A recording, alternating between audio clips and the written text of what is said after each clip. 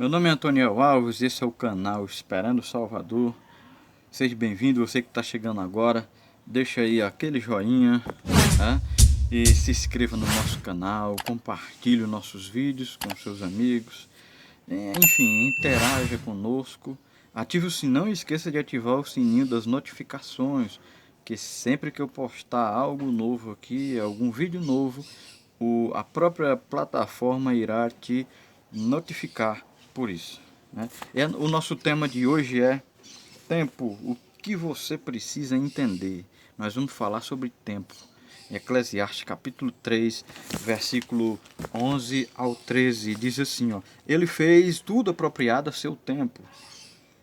Também pôs no coração do homem o desejo ou o anseio pela eternidade inteira, e mesmo assim o homem não consegue compreender inteiramente o que Deus fez. Descobri que não há nada melhor para o homem do que ser feliz, praticar o bem enquanto vive.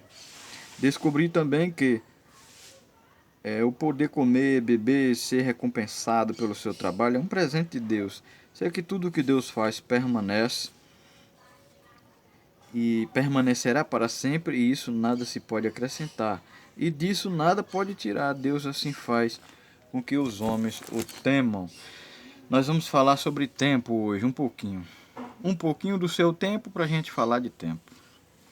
Eclesiastes capítulo 3 eu acredito que assim, um dos textos quando se fala de tempo mais usados, mais comentados, né, da Bíblia Sagrada. Eclesiastes 3, capítulo 3, porque o próprio texto já começa dizendo que há um tempo determinado para todo acontecimento debaixo do sol.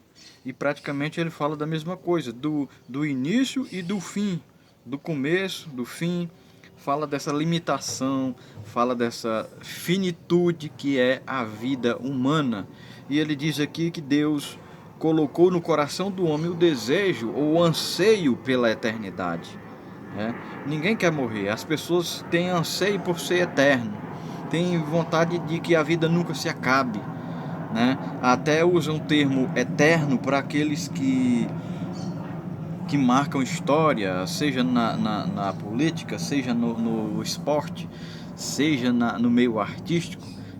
Alguém quando marca a história, assim, que entra para a história, na verdade, quando essa pessoa vem a chegar o seu limite, vem a chegar no o seu fim, o seu ponto de chegada ali, né, findou sua carreira, as pessoas dizem o eterno fulano de tal, né, por conta de que querem de toda forma eternizar ou ser eternizado. Essa ideia é uma ideia antiga, até os corpos antigos eram mumificados, né, eram guardados com a ideia de estar ali presente, com a ideia de estar como se estivesse vivo, né?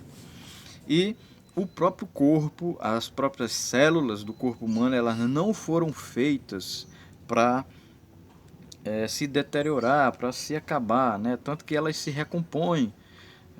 E isso é sentido na pele mesmo, até quando a pessoa está prestes a partir, a chegar à sua, a terminar os seus dias aqui na Terra, né? Quando se aproxima, ele sente, aquelas pessoas sentem, a gente vê relatos de pessoas que sente a hora, não é que ele sabe a hora, mas a sua, não é só uma questão psicológica, mas é as próprias células, o seu organismo, as suas células vai sentindo, porque elas não querem partir, elas não querem que chegue a um fim, elas não foram feitas para isso. Por isso que isso é sentido fisicamente também, né? E aqui em Eclesiastes fala justamente dessa finitude. E ele diz que Deus criou o homem com colocou isso no coração do homem. O homem tem esse anseio pela eternidade. Só que o pecado acabou com isso, porque quando Adão peca, traz essa finitude, traz esse limite, traz esse ponto final na vida física. Pois em Romanos 6:23 está escrito que o salário do pecado é a morte física e morte espiritual também, daqueles que partem sem Deus, sem nada. Só tenho algo a dizer, que o homem, qualquer ser humano, quando eu falo homem, me refiro à raça humana, aos seres humanos, todos serão eternizados. Só que alguns serão eternos com Cristo e outros serão eternos sem Cristo. Essa é a realidade. E essa realidade não é definida depois que a vida física termina e alguém diz: não, Deus, ele sabe onde vai me colocar. Não é assim que funciona.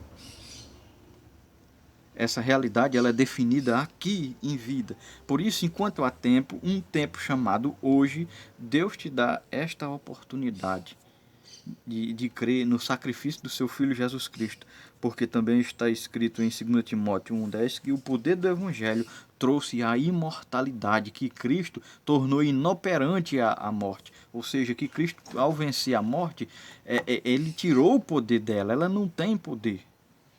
Porque ela ia ser para matar, de eliminar de todas as formas, tanto físico como espiritual.